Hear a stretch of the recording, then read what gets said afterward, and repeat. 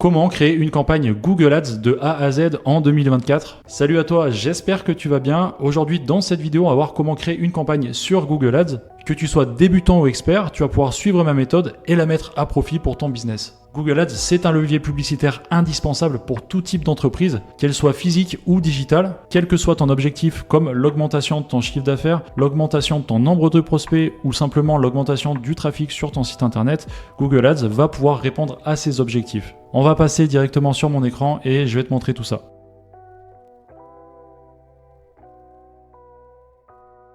On se retrouve directement sur l'interface Google Ads. Première étape, je t'invite à te créer un compte publicitaire. Une fois que cela est fait, tu vas cliquer directement ici, donc sur le petit plus bleu, nouvelle campagne. Première question, quel est l'objectif de votre campagne? Donc là, tu as plusieurs choix. Si tu as un e-commerce, je te conseille de choisir directement la vente. Si tu souhaites générer des devis et augmenter ton nombre de prospects, je te conseille de sélectionner prospect. Ce sont les deux objectifs principaux auxquels tu dois te concentrer si tu n'as pas un gros budget et que tu veux faire de la publicité en ligne. Pour le reste, tu peux choisir des objectifs comme trafic sur le site web pour attirer un maximum d'utilisateurs. On a aussi considération du produit et de la marque, notoriété et considération. Donc ça, ces objectifs, ils permettent plutôt d'améliorer sans branding, sans image de marque. Tu peux aussi promouvoir ton application sur Google Ads, donc générer plus de téléchargements. Tu vas avoir promotion et visite en magasin. Donc là, on est sur une stratégie Drive to Store. Cela te permettra d'attirer plus de trafic si tu as un magasin physique. Tu peux aussi créer une campagne sans objectif spécifique, mais c'est pas ce qu'on veut. Nous, on va s'imaginer que nous sommes un serrurier à Lyon et qu'on aimerait avoir plus de devis. Donc on va directement sélectionner prospect. Ensuite, on a la partie tracking qui doit être configurée avant le lancement de ta campagne. Le suivi des conversions va te permettre de suivre combien d'utilisateurs remplissent le formulaire de demande de devis sur ton site et d'y attribuer une conversion. Ici, on va sélectionner envoi de formulaire, mais tu vas pouvoir ajouter d'autres actions de conversion si tu as envie. Du coup, je supprime les deux.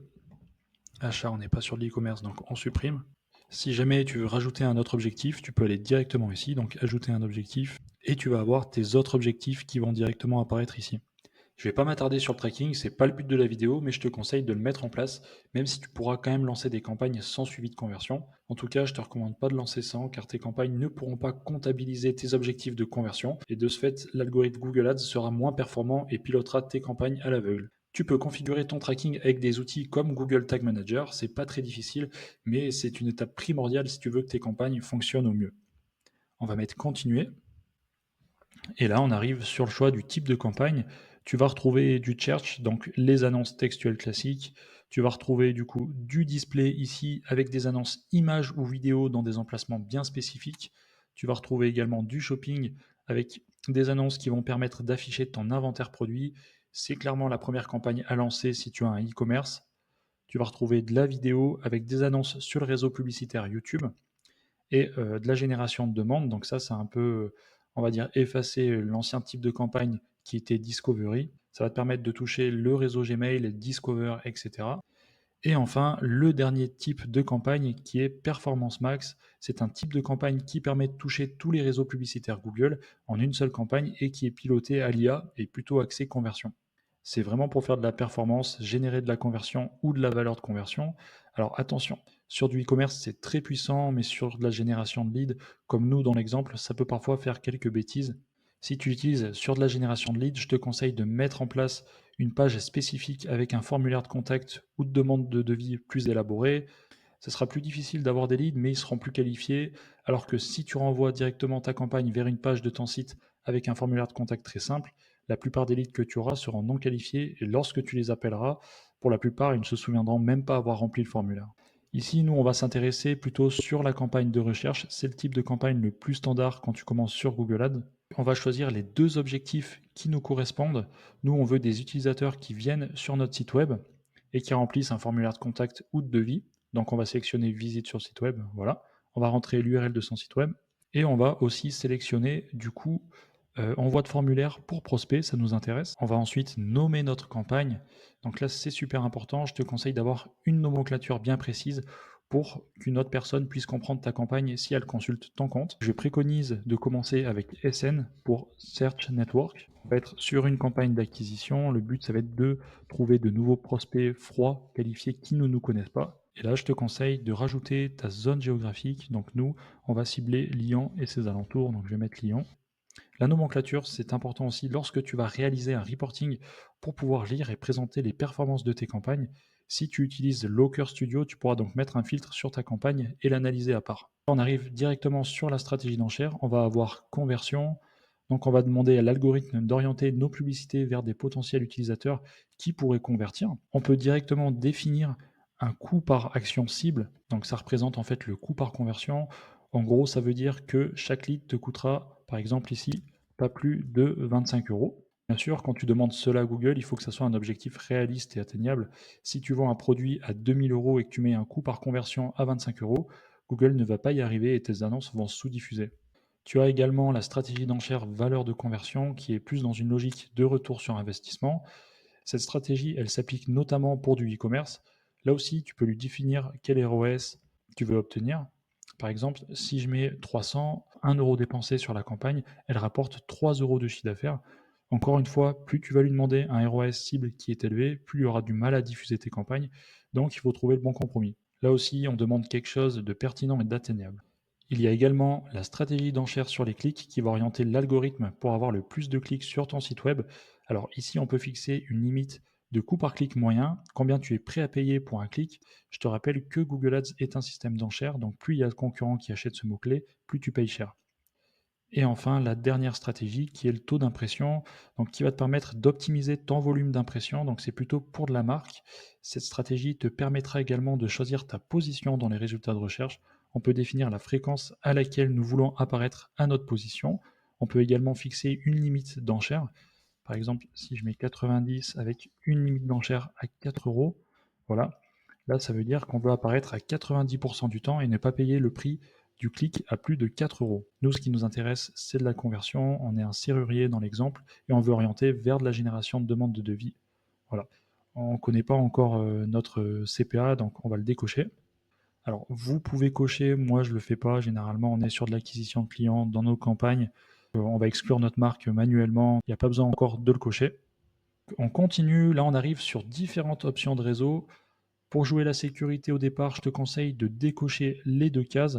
Voilà, généralement, on a du trafic moins qualifié que sur le réseau de recherche principal de Google, et notamment sur le réseau display, c'est celui vraiment à bannir en 2024, parce que tu vas créer des bannières publicitaires à partir de tes annonces textuelles, et ça va pas être quali, tu ne sauras pas exactement où c'est que tes annonces diffusent, combien, etc. Si tu veux faire du display, il y a un type de campagne dédié à ça, et pour le coup, tu pourras faire des belles choses, mais si tu fais du search, pars du principe que tu fais uniquement du search. Alors attention, si tu diffuses sur les partenaires du réseau Google, veille bien à ce que tu ne gaspilles pas ton budget publicitaire sans retour derrière. Pour commencer, là vraiment, je te conseille du coup de décocher les deux. Ensuite, tu dois choisir ta zone géographique que tu vas cibler dans tes annonces.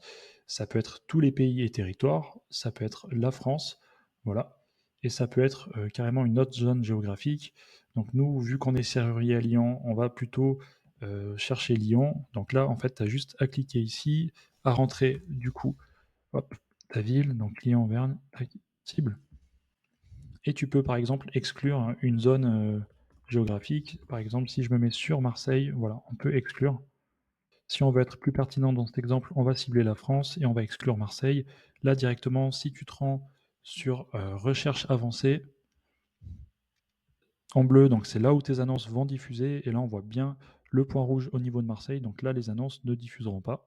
On peut également cibler un rayon, donc c'est plus intéressant. Par exemple, pour un événement, si tu souhaites cibler Lyon et ses alentours, tu peux sélectionner rayon.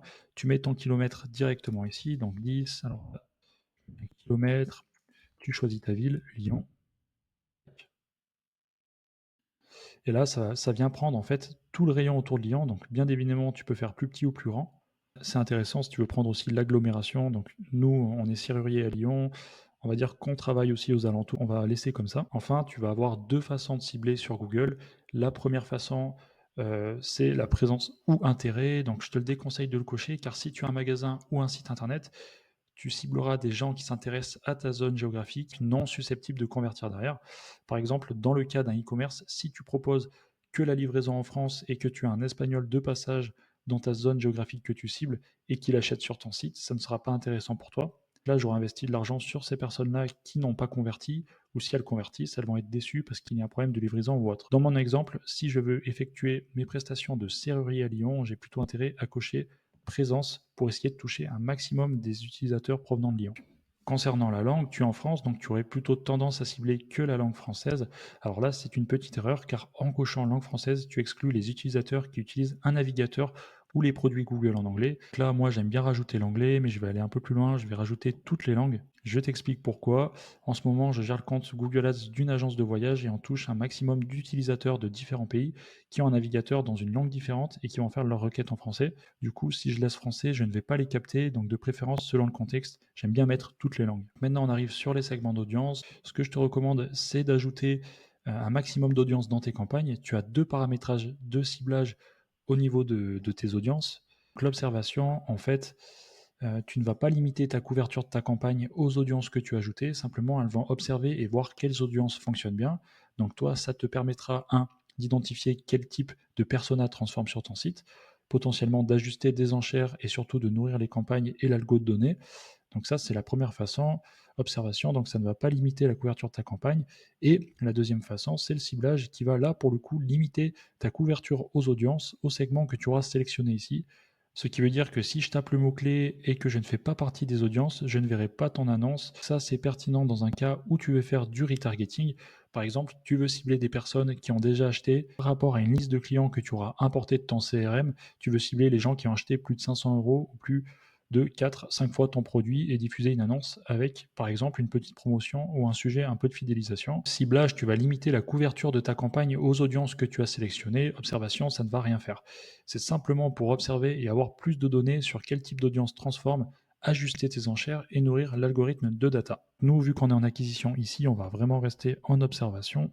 Alors ici, tu vas avoir mots-clés en requête large. Évidemment, pour commencer un compte, je ne te recommande pas de démarrer avec du requête large. Le requête large, qu'est-ce que c'est? Si tu achètes par exemple le mot-clé serrurier Lyon, tu peux diffuser sur comment devenir serrurier à Lyon. Ce n'est pas forcément pertinent. Tu peux tester du requête large. Moi, ce que j'aime bien faire, c'est créer une campagne à part pour voir ce que ça donne. Pour un début de compte, le requête large, je ne te le recommande vraiment pas. Si tu veux tester, utilise du smart bidding en combinaison, mais surveille bien tes termes de recherche. Tu peux être étonné de voir sur quel type de requête tes annonces apparaissent. Si tu veux le tester, essaye de l'isoler de tes campagnes et de ne pas créer un groupe d'annonces à l'intérieur d'une campagne qui diffuse déjà. Ce qui va se passer, c'est qu'il va prendre potentiellement tout le budget sur ce groupe d'annonces-là. En général, j'aime bien le désactiver ici et si besoin de le tester, je fais une campagne à part. Ensuite, tu vas mettre suivant. Pour l'exemple, j'ai pris directement un site que j'ai trouvé sur le réseau de recherche Google et qui faisait de la publicité. Tu vois, on va pouvoir créer nos groupes d'annonces. Alors, du coup, on va renommer ça. On va mettre directement ici à la place de groupe d'annonce 1, on va mettre serrurier client. En fonction de l'URL que je lui donne, en fait, il va nous donner des suggestions. Donc ça, c'est pas moi qui les remplis, c'est directement l'algorithme qui se base en nous donnant des suggestions de mots-clés à utiliser.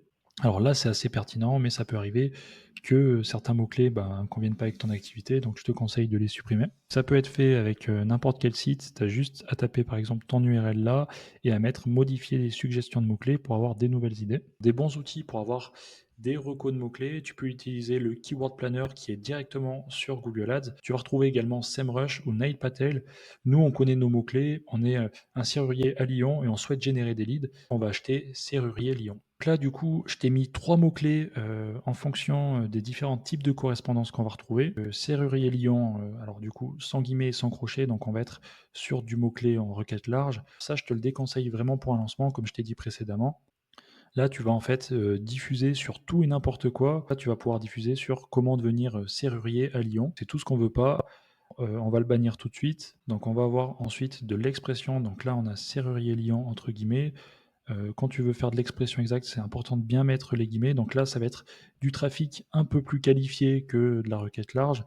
Par contre, tu auras une couverture un peu moins grande, mais ça sera plus précis. Là, tu peux diffuser sur serrurier Lyon urgence, serrurier Lyon 3e arrondissement, etc. Ça va reprendre ta base et ça va rajouter derrière un ou plusieurs mots-clés. Le mot-clé exact, entre crochets, alors ça c'est super précis. Si tu intègres ce mot-clé en exact, là tu vas diffuser que sur Serrurier Lyon et il ne se permettra pas en fait d'ajouter un ou d'autres mots-clés. Donc là, c'est le plus précis. Par contre, là aussi, tu vas générer moins d'impressions. Tu vas toucher une couverture encore plus petite que sur de l'expression exacte. C'est très bien, mais par contre, tu es vite limité en fait sur les volumes de recherche. Pour un lancement de campagne, si c'est ta première campagne, je te conseille d'attaquer avec du coup du mot-clé exact et de l'expression exacte et de tester un peu les deux, voir qu'est-ce qui fonctionne le mieux pour toi. On arrive du coup sur l'annonce. On est sur un format d'annonce responsive, c'est-à-dire on va pouvoir rentrer plus de 14 titres et 4 descriptions. Plus tu en donnes à Google, plus en fait il va pouvoir A/B tester les titres et les descriptions et retenir en fait la combinaison la plus performante. Ok, donc là on se retrouve, du coup j'ai pu compléter directement les titres, donc voilà, j'en ai ajouté du coup pas mal. Tu peux un peu voir. Là je vais essayer d'axer un peu sur la demande de devis qui est gratuite. L'idée là ça va être d'ajouter les titres les plus attractifs possibles pour avoir des taux de clics élevés. Voilà, je te montre un peu un exemple. Jouer un peu sur le fait qu'on est disponible 24 heures sur 24, 7 jours sur 7. Voilà, dans l'idée. Je vais rajouter dépannage autour de moi, assistance sérieux à Lyon. Voilà. Directement, les titres, ils s'affichent ici, là. Voilà, tu peux les voir. Donc, si je me mets sur la vue mobile, hop, et que je remonte un peu, donc ça va être ces titres-là. Tu as aussi des balises d'insertion dynamique, mais c'est pas le but de la vidéo. Là, vraiment, je te montre, on va dire, le basique. Ensuite, tu vas avoir les descriptions, donc tu peux en rajouter du coup jusqu'à 4. Il faut que tu rentres un maximum d'informations. Les descriptions, c'est ce qui va apparaître directement ici, donc dessous les titres. Ensuite, tu vas pouvoir ajouter un nom et logo de l'entreprise. Par contre, il faudra que tu procèdes à la validation d'annonceur. Tu auras directement ton logo qui apparaîtra en haut à gauche, à côté de l'URL. Voilà. Et tu auras aussi ton nom qui apparaîtra. Mais pour ça, comme je t'ai dit, il faut faire la validation. Sinon, tu peux rajouter aussi des liens annexes. Je te montre un exemple. Moi, j'en ai fait. Hop. J'ai rajouté demande de devis gratuite et contactez-nous. Donc, ça se présente comme ça directement. Donc là, tu as 2 lignes de description et tu as du coup ton URL final. C'est comme ça apparaît comme ça. Donc ça va être des cases qui vont se trouver sous ta description. Dans l'idée, il faut que tu en mettes le plus possible.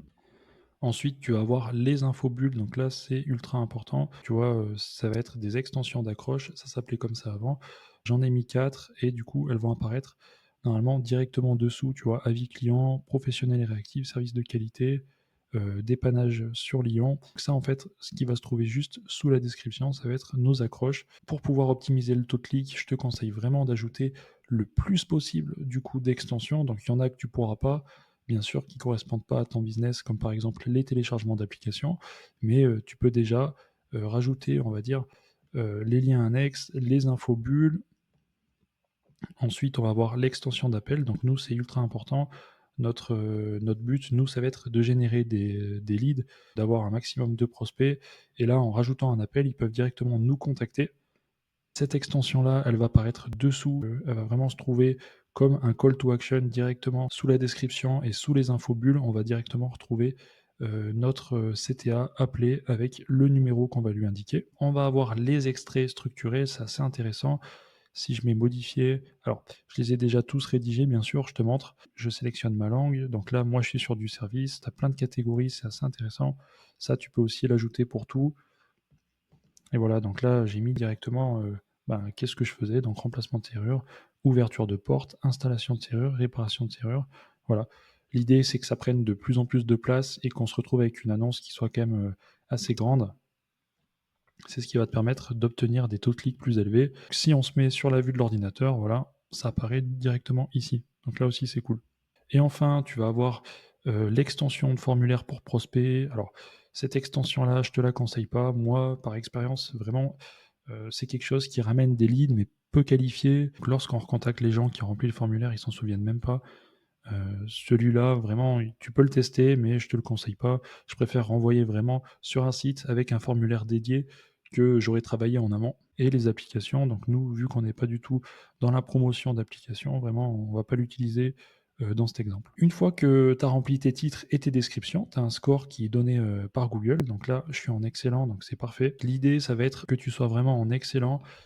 Ça ne veut pas dire que tes campagnes vont marcher, mais en tout cas, tu maximises tes chances. J'ai déjà A/B test 2 annonces, une avec une efficacité excellente et une avec une efficacité médiocre. Et vraiment, on voit vraiment la différence de diffusion. Donc, je te conseille vraiment d'avoir un niveau excellent. Pour ça, il suffit que tu reprennes en fait tes mots-clés qui se trouvent directement dans ton groupe d'annonces et que tu les remettes directement dans tes titres et dans tes descriptions. Et généralement, tu obtiens cette note-là. On a notre annonce qui apparaît là. On va avoir notre groupe d'annonces avec nos mots-clés à l'intérieur. Hop, on va mettre suivant. En ce qui concerne le budget, là vraiment c'est important, je te conseille d'avoir plutôt une vision sur le mois que sur la journée. Donc là, tu vas définir un budget quotidien moyen. Alors ne t'inquiète pas, des fois Google peut se permettre de dépenser, ton budget et voire plus. Par exemple, sur une journée, il peut dépenser jusqu'à 60 €. Alors te fais pas de soucis, à la fin du mois, normalement, ça reviendra en ordre. Si tu avais prévu par exemple 900 € de budget dans le mois, tu arriveras à peu près à cette dépense, mais sur certains jours, il peut, dépenser jusqu'à fois 2. Là, on va mettre suivant. On va arriver sur le récapitulatif de la campagne. Donc ça, c'est tous les paramètres qu'on a mis juste avant. Je t'invite à revérifier encore une fois, à rentrer un peu dans le détail, etc.